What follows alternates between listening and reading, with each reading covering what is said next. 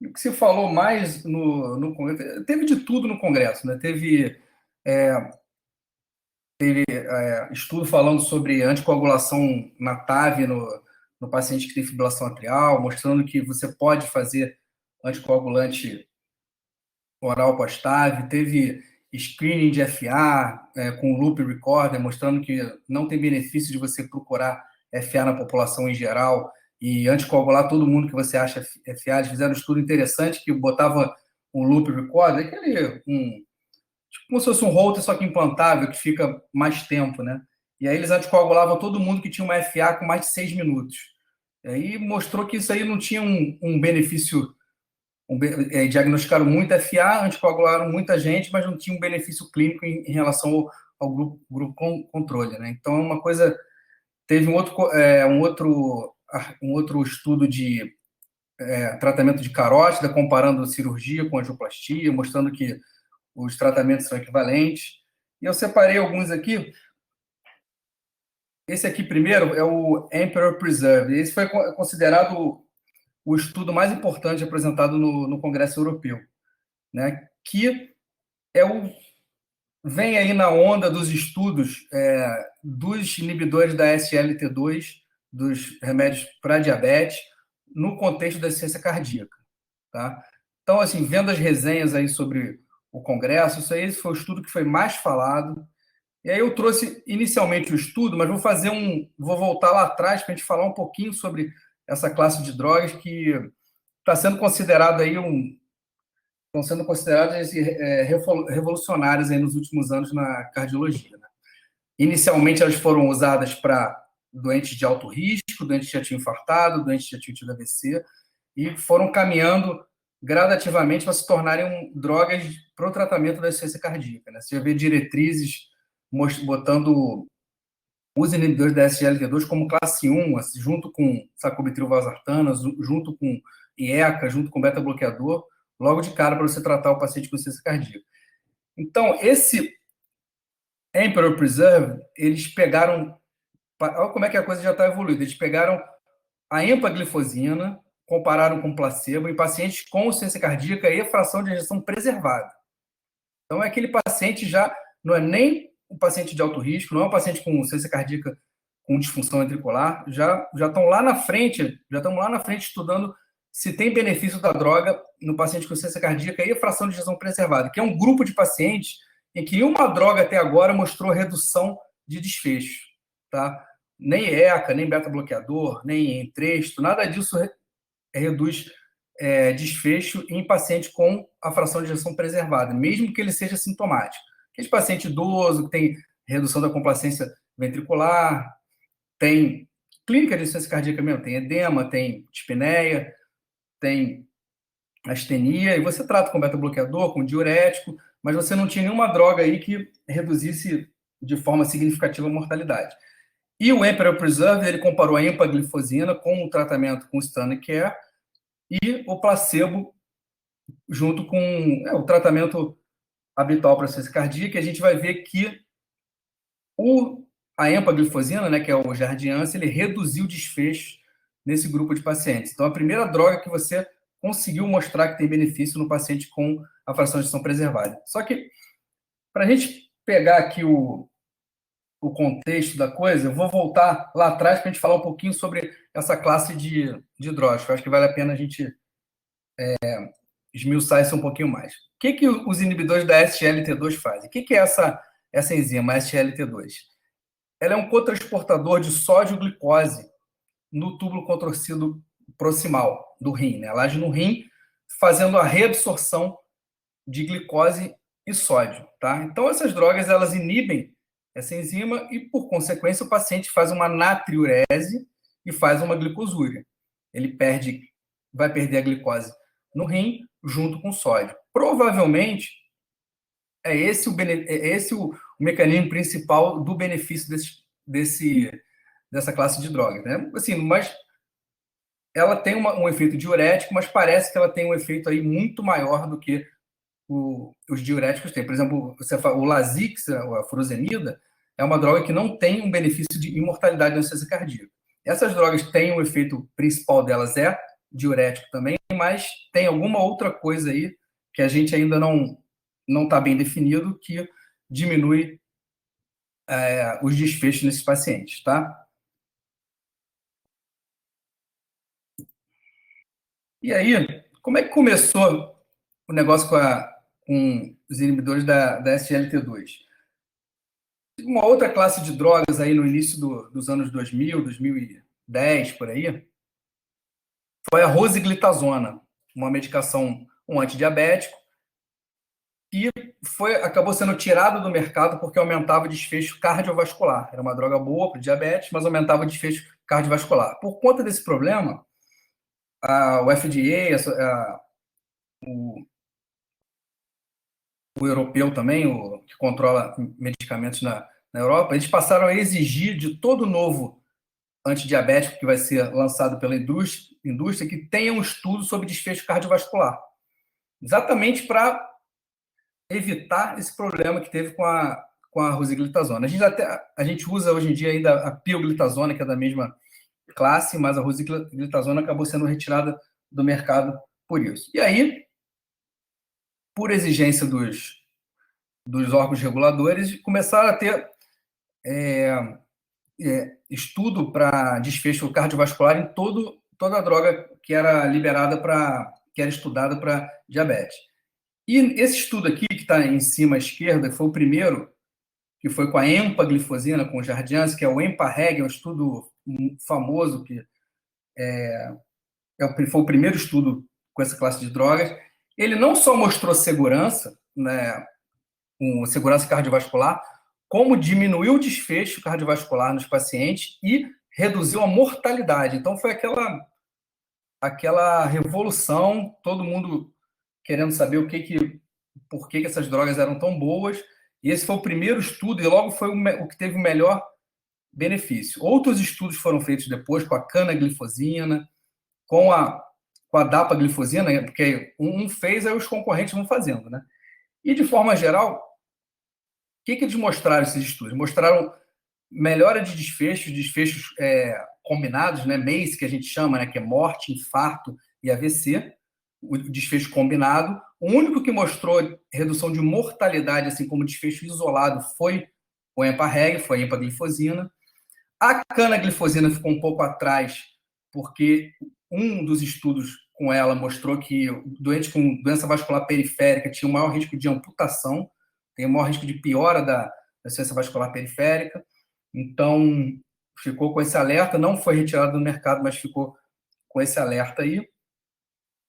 E com esses dois estudos, né, o EMPA-REG da empaglifosina e o DECLARE da dapaglifosina, essas medicações começaram a entrar no arsenal terapêutico aí. O que elas mostraram? Elas reduzem desfecho cardiovascular, principalmente como prevenção secundária, principalmente naqueles pacientes que já infartaram, já colocaram stent, pacientes que têm doença de carótida, AVC prévio. Esses são os pacientes que a gente deve usar a empaglifosina, os pacientes diabéticos, né, que a gente deve entrar com a empaglifosina. E como os estudos começaram a acontecer em profusão, vários estudos, a gente começou a ver que, além de reduzir desfecho nesse grupo de pacientes em prevenção secundária, os inibidores da SGLT2 também eram drogas interessantes para reduzir a progressão da disfunção renal nesses pacientes, né, que desde lá do IECA, que a gente não tinha uma outra droga que reduzisse a progressão da disfunção renal no diabético. Então, essas drogas também têm um grande impacto em preservação da função renal. E começou a ser visto que nos pacientes com insuficiência cardíaca, nos pacientes com disfunção ventricular, essas drogas também tinham um impacto muito grande, tá? E aí a gente passou aqui dos primeiros estudos que eram para pacientes com doença cardiovascular, com doença coronariana, doença vascular, para o estudo em pacientes com insuficiência cardíaca. E aí a coisa evoluiu. Esses estudos aqui, que são também estudos bem conhecidos, um pouco mais novos do que os anteriores, que é o DAPA-HF e o Emperor Reduced. Eles pegaram o Jardiance, né, que é o Jardiance, que é a empaglifosina, e o Forxiga, né, que é a dapaglifosina, e fizeram um estudo com pacientes com insuficiência cardíaca, independente de serem diabéticos ou não. Tá? A droga já deixou de ser uma droga para diabético e começou a ser testada em pacientes com insuficiência cardíaca. E o resultado foi excelente. Pacientes com insuficiência cardíaca e fração de ejeção reduzida têm redução do desfecho combinado de morte associado à hospitalização com o uso dos inibidores da SGLT2. Os estudos individualmente não mostraram redução de mortalidade separado, mas tem uma meta-análise que juntou os dois aqui, ó, da APHF e Emperor Reduce, que aí a gente vê que a gente consegue, provavelmente por aumento da amostra e potencializando aí as questões estatísticas, quando você junta os dois estudos, eles mostram redução da mortalidade de forma individual, tá? Passando aqui rapidinho o Emperor Reduced, porque é o precursor desse estudo que foi apresentado agora no ESC, né? O que eles fizeram? Pacientes com insuficiência cardíaca e fração de ejeção reduzida, pacientes graves, vários pacientes com fração de ejeção abaixo de 30%, duplo cego, 1.800 pacientes em cada braço, e o desfecho primário, morte cardiovascular, mais hospitalização por insuficiência cardíaca. Tá? Aí mostrando aqui aquelas curvas que a gente já está acostumado a ver, redução aqui do desfecho primário. A diminuição foi principalmente relacionada à redução da hospitalização. Como eu disse, o estudo isoladamente não conseguiu mostrar a redução de mortalidade, tá? Mas uma redução muito significativa da hospitalização, que a gente sabe que o paciente que interna mais com insuficiência cardíaca, lá na frente, é o paciente que vai morrer mais, né? O paciente, antes do desfecho aí pior, ele começa a internar de forma repetida, então isso aí provavelmente, quando a gente conseguir estender mais tempo desse estudo, provavelmente ele vai mostrar a redução da mortalidade de forma individual também. E aqui embaixo, ó, um P muito baixo aqui, significativo, para uma melhora importante na progressão da disfunção renal. Tá? Então, depois disso tudo aí, a gente caminhou para o estudo que foi apresentado, que foi o Emperor Preserve, que eles pegaram pacientes com fração de ejeção preservada, acima de 40%. Na verdade, assim, essa definição de fração de ejeção preservada mesmo, a rigor, pelas diretrizes, é uma fração de ejeção acima de 50%. E fração de ejeção reduzida é abaixo de 40%. Entre 40 e 50, a gente fica naquela mid-range que eles chamam, ou fração de ejeção limítrofe, que é um paciente que, nas diretrizes, é para ser tratado como fração de ejeção reduzida. Então, eles pegaram esses pacientes aí, talvez isso tenha ajudado também no desfecho do estudo, né? Porque pegaram os pacientes um pouquinho mais graves, mas o fato é que esse estudo com o Jardiance mostrou a mesma coisa, redução de 21% no endpoint primário, né, que é morte cardiovascular ou hospitalização, redução de 27% aqui nas hospitalizações, e o endpoint secundário, que a declínio da função renal também foi significativo, com um P aqui muito, muito baixo. Então, mostrando que essas drogas aí, elas vieram para ficar no tratamento na cardiologia, principalmente no tratamento do paciente com insuficiência cardíaca. Mudando aqui um pouco de assunto, outra coisa que o Tulac até falou, que é bastante discutido aí, é antiagregação, né? Como é que a gente faz dupla antiagregação plaquetária, quanto tempo a gente deixa, se o paciente é de alto risco. Oi? Deixa eu só fazer um comentário rapidinho aqui, fala aí. Antes de mudar o estudo. O grande problema aqui desses pacientes de insuficiência cardíaca, você acaba vai virar o custo, né?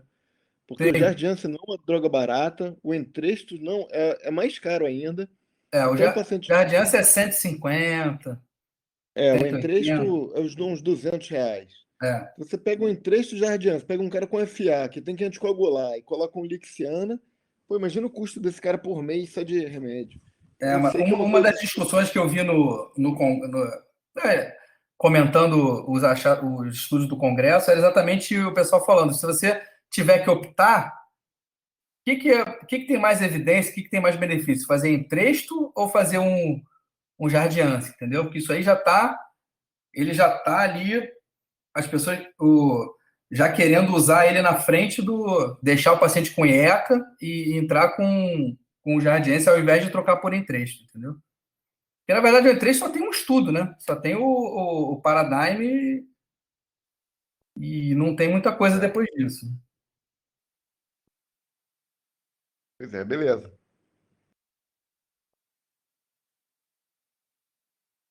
Então, aqui, a gente teve 2 estudos aí falando de antiagregação plaquetária pós-stent no Congresso, né? O Master DEPT e o Stop DEPT 2 ACS, né? Que é de síndrome coronariana aguda. Então, resumidamente, não precisa entrar em detalhes aqui. O Master DEPT, ele comparava 1 mês de antiagregação plaquetária com 12 meses em paciente de alto risco de sangramento. Pegava todo mundo. Doença crônica, síndrome coronariana aguda, infarto, botou todo mundo junto. A única coisa é que o paciente tinha que ter alto risco de sangramento. E aí comparou 1 mês de clopidogrel com, acho que era clopidogrel nesse estudo, com 12 meses para ver desfecho, o que era melhor. E o Stop DEPT é um estudo que usou só pacientes com síndrome coronariana aguda. Não era um paciente com alto risco de sangramento, era qualquer tipo de paciente, mas com síndrome coronariana aguda. E aí comparou também 1 mês com 12 meses de clopidogrel. Os resultados aqui são interessantes. Vamos acompanhar aqui. Botei aqui um background, olha só, isso é uma coisa que é difícil, a gente realmente fica na dúvida quanto tempo que a gente tem que usar de antiplaquetário, quanto tempo. Isso aqui é um quadro do ESC de 2017, da diretriz do guideline da ESC de 2017. Então, aqui, olha só. Do lado esquerdo aqui, ó, doença coronariana estável, tá? Se o paciente tem alto risco ou não. Então, se o paciente tem doença coronariana estável e não tem alto risco, você faz 6 meses de antiagregação. Se o paciente tem alto risco, você faz 3 meses ou pode até fazer 1 mês com uma classe de recomendação um pouquinho menor. Aí passa para o lado de cá. Se o paciente é síndrome coronariana aguda e não tem alto risco, 12 meses. Isso aqui vem do estudo CURE, lá que já tem quase 20 anos, a gente não conseguiu mudar ainda essa recomendação, 12 meses. Talvez a gente não conseguiu porque não seja para mudar mesmo. A gente vai ver isso aí lá no Stop DEPT lá, que eles fizeram 1 mês e o resultado foi pior. Então, 12 meses, sendo coronariana aguda. Se o paciente tem alto risco de sangramento, a gente cai para 6 meses. Tá? Então, é 6 meses, 3 meses, 12 meses, 6 meses, se for síndrome coronariana aguda. Tá? Isso é estente farmacológico. A gente não tem mais aquela maluquice de, botou estente farmacológico, tem que tomar 1 ano de clopidogrel. Não precisa mais. É 6 meses se o paciente for doença coronariana crônica. Tá bom?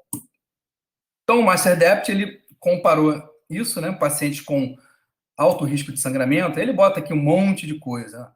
Sangramento a menos de 12 meses, sangramento prévio, isso aqui é interessante, qualquer idoso acima de 75 anos entrava, anemia, transfusão, tratamento com anti-inflamatório, com corticoide, tudo aquilo que a gente sabe que aumenta o risco de sangramento, tá? E o endpoint era o MACE, né? Um composto aqui de morte, infarto e stroke, para ver se você não ia ter aumento dos desfechos, e um composto aqui de morte, infarto, AVC e sangramento maior, né? É a definição daquele bar, que é o nível de sangramento, né? O 3 a 5, sangramento mais grave, tá? E o que eram os pacientes? É legal a gente ver isso aqui, porque aqui, ó, deixa eu achar aqui.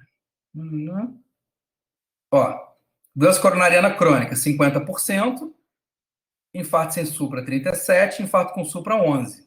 Sim, bem misturado, a maioria dos pacientes realmente são, se a gente não selecionar, pegar todo mundo, a maioria do paciente vai ser crônico e não agudo. Então, aqui está uma boa amostra aí do mundo real, né? O que os pacientes tomaram aqui os pacientes que reduziram, comparado com um mês, eles 28% era com aspirina, ficou só com aspirina, 71% depois ficou só com clopidogrel. E deixa eu ver aqui. Não, desse 71% que 28% foi aspirina, 71% foi outra medicação, a maioria deles foi clopidogrel mesmo. A gente tem uma partezinha aqui com ticagrelor e uma parte menor aqui com prasugrel. Então, a maioria, depois de um mês, ele ficou com clopidogrel mesmo, tá? O que a gente viu aqui nos resultados? O endpoint primário, que é desfecho isquêmico e associado com hemorrágico, quando você diminuía o tempo de antiagregação, você diminuía desfecho. Na maioria dos casos, você diminuía o risco de sangramento. Então, nos pacientes de alto risco, o que esse estudo mostrou? Né? Nos pacientes de alto risco, de alto risco de sangramento, quando você reduzia, vale a pena a gente reduzir o tempo de dupla antiagregação, porque a gente diminui de forma significativa o tempo o risco de sangramento sem aumentar tanto o risco de infarto, tá? Aqui, ó, aqui embaixo à esquerda, que são os eventos isquêmicos, eles foram iguais nos dois grupos, 6,1 e 5,9, tá? Então, o que mostrou foi isso, redução aqui do risco de sangramento com manutenção aí da proteção para eventos isquêmicos, tá? Então, a conclusão é isso que eu falei, não inferior em eventos clínicos adversos, não inferior no eventos isquêmicos e menor incidência de sangramento importante. Então, qual é a conclusão que a gente tira desse estudo aqui, que é um estudo bem feito, bem interessante? Que nos pacientes com alto risco de sangramento, se você pegar todos os pacientes, vale a pena a gente reduzir a antiagregação. Não sei se vai ser um mês, que nem esse estudo mostrou, porque um mês para todo mundo, a gente vai ver no outro estudo que é meio estranho. Mas já dá para a gente cravar que nos pacientes, pelo menos nos pacientes crônicos, com risco isquêmico menor, dá para a gente fazer só um mês de clopidogrel e ficar tranquilo que esse paciente não vai ter mais evento isquêmico e a gente vai protegê-lo de um evento hemorrágico aí que pode ser grave. Um comentário aí, Lara? Eu acho o seguinte, uma coisa que esses estudos mostram é que a gente está caminhando cada vez mais para isso, e isso aí já é uma tendência que a gente tem visto, é a dependência, a independência cada vez maior da aspirina, entendeu? Porque o que acontece? A gente tem a aspirina, pelo fato dela ser uma droga há muito tempo usada, hoje em dia é considerado uma aberração você não fazer uma aspirina no infarto. Aí você está mostrando cada vez que você é menos dependente dela em relação à antiagregação plaquetária a longo prazo, entendeu? Então, isso você começou a ver com os alérgicos à aspirina, que se você deixava só o clopidogrel, você não tinha muito mais eventos do que você deixar só com aspirina. Porque quando você viu que a maioria ali que o cara fazia era tirar a aspirina, né? Exato, e deixar depois... Porque quando você fez os primeiros estudos, era aspirina ou um tienopiridínico, ou aspirina e placebo, para mostrar... A aspirina você não podia tirar de jeito nenhum. Você não podia tirar, era uma coisa... Então, a gente está vendo cada vez mais uma independência da aspirina. E eu acredito que nos próximos 5 anos a gente até mude isso e a aspirina saia de cena, entendeu? E seja uma droga que fique aí num segundo patamar. Agora, isso aí, ele se chama até Master DAPT, eu vi que foi o Ultimaster que foi usado. Que é isso, eu esqueci de falar isso. É um stent, foi o Ultimaster, isso aí. Que é um ótimo stent, um stent de nova geração da Terumo, um ótimo stent, um stent com baixo índice de trombose, assim como muitos que a gente usa lá na GSCOR. Então, esses stents a gente nota cada vez que tem uma chance de trombose menor, né? O negócio da aspirina tem o estudo, o Augustus, né, que saiu, que é para pacientes que usam anticoagulante, né? E no estudo Augustus mostrou que, cara, era 7 dias de aspirina só que eles faziam e pronto. No paciente agudo, ficava um mês, no paciente crônico, tiravam, era sem aspirina, só clopidogrel, e na média lá deu 7 dias só e pronto. E mostrou também que não aumentava o evento, mas era paciente que toma anticoagulante, aí já é diferente, entendeu? Mas é isso. Isso aí a gente já sabe também, que paciente que toma anticoagulante, você tira a aspirina o mais rápido possível, deixa ele só com clopidogrel e o anticoagulante dele. Então, isso aqui é o stop dept, mas aí é uma coisa para a gente... por isso que eu botei os dois juntos, que isso é uma coisa que a gente tem que prestar atenção. Esse aqui é o stop dept 2 ACS, né? Então, é só paciente com síndrome coronariana aguda. Aí a gente vai ver que a coisa é um pouco diferente. Tá? Esses pacientes aqui, ó, eles ficavam com clopidogrel 1 ano, um grupo fazia 1 mês de dupla antiagregação, depois fazia só clopidogrel. Então, de novo, que o LAC falou, na hora de tirar eles não deixam sempre o clopidogrel e tira. A tendência é sempre essa, de tirar a aspirina. Isso aí, há 10 anos atrás, com certeza seria o contrário. E um outro grupo fazia o normal, 1 ano de clopidogrel e aspirina, e depois ficava só com aspirina, tá? Aqui mostra que eles vão ter ainda uma análise aí até 5 anos. E esse estudo, ele vem... esse aqui foi feito com o Zayas, tá? É com o everolimus. Também outro stent aí, ó, é o gold standard aí dos stents, né? Esse estudo aí vem também, assim como o Emperor Preserve é um estudo derivado do Emperor Reduce, esse Stop Dept ACS é um estudo derivado do Stop Dept 2, que foi um estudo que saiu há uns anos atrás e que mostrou que você, juntando todos os pacientes, tipo, como se fosse o Master Dept, mas sem botar pacientes com alto risco. Ele mostrou que não tinha grande diferença você fazer 1 mês ou 1 ano de dupla antiagregação. Tá vendo aqui, ó, 12 meses, 1 mês você reduzia desfechos hemorrágicos sem aumentar os desfechos isquêmicos. Então, na onda do Stop Dept, aqui, ó, só que o Stop Dept, olha só, é a mesma coisa, olha, é o 62% de estáveis e 37% de coronariana aguda, tá vendo? Angina estável 12, 19 de infarto com supra, a maioria dos pacientes usando clopidogrel, mas tinha uma boa quantidade de prasugrel.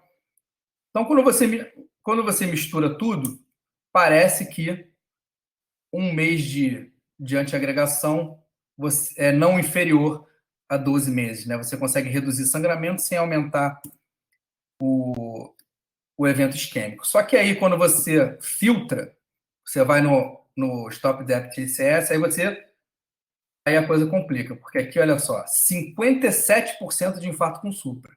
Aí o negócio já... A gente sabe que está longe de ser a mesma coisa, né? O infarto com supra do paciente estável, né? 57% de infarto com supra, 19% de infarto sem supra e 23% de angina instável. Olha só, 3% de QLIP4, 4% de balão intraórtico, 11% de angioplastia prévia. Então, eles pegaram realmente pacientes graves, pacientes de altíssimo risco. E aí, como a gente fala, né, popularmente, deu ruim aqui o estudo, porque aumentou infarto. Aqui, o azulzinho é 1 mês, o vermelho é 12 meses. Você vê que quase tudo o vermelho é melhor. Morte, não significativo. Aqui, morte cardiovascular também foi igual. Aí, quando você vai aqui, infarto, olha a diferença. 0,85 para 1,59, significativo.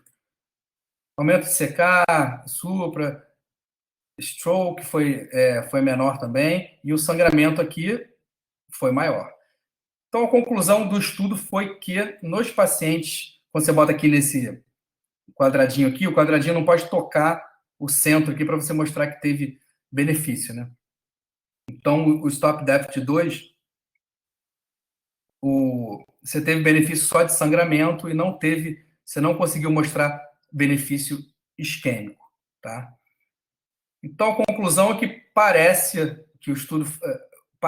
que nos pacientes agudos, 1 mês de antiagregação é pouco. E é o que a gente costuma ver mesmo, né? Esses pacientes são muito diferentes dos pacientes crônicos. Então, eu acho que eles exageraram aí, talvez se tivessem comparado, de repente, 3 a 6 meses com um ano. Não sei se esses pacientes realmente precisam de um ano de antiagregação, mas um mês, eu acho que eles foram com muita sede ao pote aí de tentar mostrar o benefício e o estudo não acabou sendo negativo. Comentar alguma coisa aí, Laca? Mesma coisa, né? Isso aí é paciente com doença aguda, é um paciente muito, muito pior de tratar, né? Na verdade, teve estudo mostrando com o Resolute, com 3 meses, e mostrando que não tinha diferença dos 3 para os 6. 3 para um ano na época eles Uhum. usavam um ano. Então talvez eles quiseram pegar e ser um pouco mais agressivos e jogar um mês, só que é aquele negócio, a fisiopatologia da doença aguda é diferente. Doença aguda é ruptura de placa, é exposição Trombo, né? de trombo, formação de trombo, entendeu? Então, Uhum. logicamente, você tem que ter uma antiagregação plaquetária mais eficaz, né? Então, isso aí certamente seria.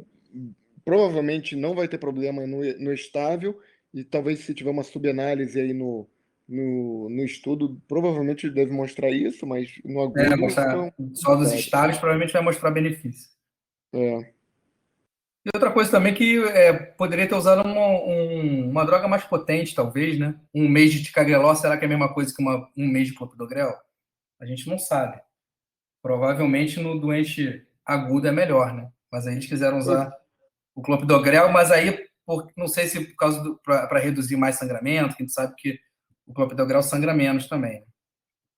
pois é, fez essa confusão aí, ficou com um bando de antiplaquetários, acho que o ticagrelor é 1%, se eu não me engano.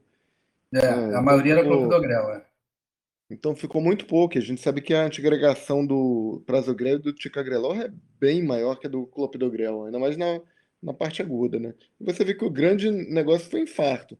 Então, infarto ou é relacionado à trombose ou relacionado a um microtrombo durante a angioplastia, no pós-angioplastia. Pegaram mais Então, de 50% de infarto com supra, aí também isso aí pois complicou a é. vida, né, do pessoal do estudo, né? E aqui o último estudo, isso aqui, pessoal, eu peguei esses slides todos aí, são a apresentação original mesmo do Congresso, a apresentação que o investigador principal fez lá no Congresso, mostrando os resultados. Esse estudo aqui é legal, que é de hipertensão, a gente discutiu recentemente. Hipertensão é um estudo chinês, e ele compara uma coisa também que a gente sempre fica na dúvida. Paciente idoso, você tem que tratar a pressão igual você trata no paciente mais jovem? Você tem que tratar de forma mais intensiva ou pode deixar ali um pouquinho mais? Vamos deixar abaixo de 14, abaixo de 15, que no idoso tá bom. Isso é uma coisa que também vem mudando aí. Esse estudo também teve um resultado interessante. Aqui ele mostra os estudos prévios aí que já mostraram benefício, né? O grande estudo aí mostrando que o tratamento intensivo da pressão é melhor do que o tratamento standard, né? Um tratamento mais você deixa a pressão um pouquinho mais alta. Foi o estudo Sprint, né? Só que aqui o estudo Sprint eles pegaram pacientes com 50 anos ou mais. Então você fica na dúvida ali, você tem muito paciente mais jovem, né? Eu não sei exatamente qual o percentual que é, né, de 50 e 60, de 60 e 70, isso aí faz diferença, né? O paciente de 50 anos é diferente do paciente de 80. Para você. Esse outro estudo aqui que pegou paciente de 80 anos ou mais mostrou benefício também. Então, você fica. Tem realmente essa dúvida. O estudo ACCORD, que é o estudo que foi feito só com pacientes diabéticos, mostrou que você manter abaixo de 120 não tinha diferença em manter abaixo de 140. Era uma coisa que há um tempo atrás você batia muito na tecla de que o paciente diabético ia ficar com a pressão mais baixa, depois do estudo ACCORD, não tem mais essa diferença nas diretrizes. Né? O paciente diabético é tratado igual um paciente de alto risco, que não é diabético, é alto risco por outro motivo. Né? Então, esses estudos eles quiseram estudar, fazer novamente isso, pegar uma população idosa, que eu acho que foi acima de 60 anos no estudo, e comparar um tratamento agressivo da pressão com um tratamento basal. Outra coisa que é interessante aqui nesse slide que ele mostrou é que cada diretriz de um lugar fala uma coisa. Olha lá, Organização Mundial de Saúde, baixa 140 no idoso. Aí tem a chinesa, 150. Aí tem um americano aqui, 150. A ESC, 130, 130, 139, que é o que a gente tem aqui no Brasil também. American College, abaixo de 130. Então, a verdade é que a gente não sabe, né? Qual é o alvo pressórico nesses pacientes. Aqui só para lembrar aqui da nossa aula de hipertensão, ó, população idosa, população idosa. No idoso rígido, né? O idoso frágil é diferente, né? Aquela velhinha de 90 anos, magrinha, tal, frágil, a gente não vai querer botar a pressão dela 12/8, né? Mas no paciente idoso rígido, que a gente tem muito ali, né? 60, 70 anos, o que a diretriz brasileira desse ano fala para você fazer é deixar a sistólica entre 130 e 139, ou seja, abaixo de 140, e a diastólica abaixo de 80, até porque a pressão diastólica não é o problema nesse paciente. Geralmente, o paciente, a pressão diastólica já é abaixo de 80 mesmo, né? Os idosos, a hipertensão é muito mais sistólica. Então, cada um fala uma coisa, a gente realmente não sabe o que é para fazer. Eles compararam aqui 42 centros na China, pacientes acima de 60 anos, e fizeram tratamento intensivo com a pressão sistólica abaixo de 130, né? Abaixo de 130 e outra abaixo de 150.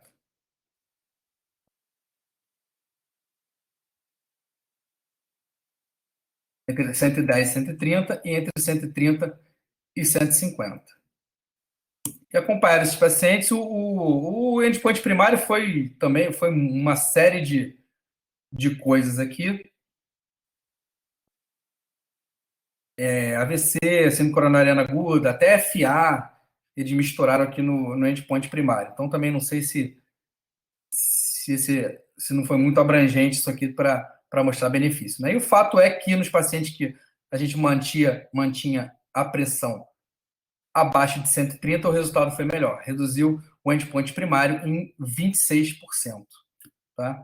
Mostrando aí, mais uma vez, que o ideal é a gente, mesmo nos pacientes idosos, se o paciente tiver uma vida normal, for um paciente rígido, a ideia é você tratar a pressão de uma forma um pouco mais agressiva, abaixo de 130 já é bem razoável.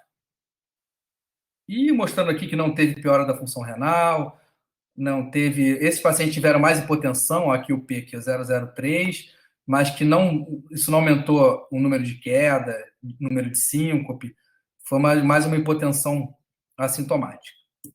Tá? Lá, com algum comentário aí desse estudo? Eu acho que é isso mesmo, né? A gente tem que, o paciente idoso um pouco mais rígido, tratar de forma mais intensiva, né? Você vê que já começa a indefinição do que é o idoso, né? Isso aí é Isso complicado, porque isso até varia de país para país também, né? mesmo. Aqui no Brasil, a gente tem lei para idosos que, se eu não me engano, é acima de 60 anos, sabe? Exatamente. E, poxa, hoje em dia, quantos pacientes você tem de 65 anos, 66, que fazem tudo? E não dá para você comparar com falar que é um paciente idoso. Então é difícil, até você controlar com base em diretrizes, até porque você tem a indefinição do que é o idoso, na verdade. E cada estudo mostra uma coisa diferente, uma faixa diferente. Mais um mostrando que eles consideraram entre 110 e 100, eu acho bem razoável isso aqui, entre 110 e 130 no paciente idoso, tá? É o que a diretriz manda você fazer no paciente de alto risco, né? Eles botam 120, 130, né? No paciente de alto risco sem ser idoso. No idoso, teoricamente, na diretriz brasileira, não é para deixar abaixo de 130, mas esse estudo aí mostrou que você tem segurança para fazer isso, pelo menos em pacientes selecionados, você não precisa ficar com medo de estar aumentando o desfecho aí.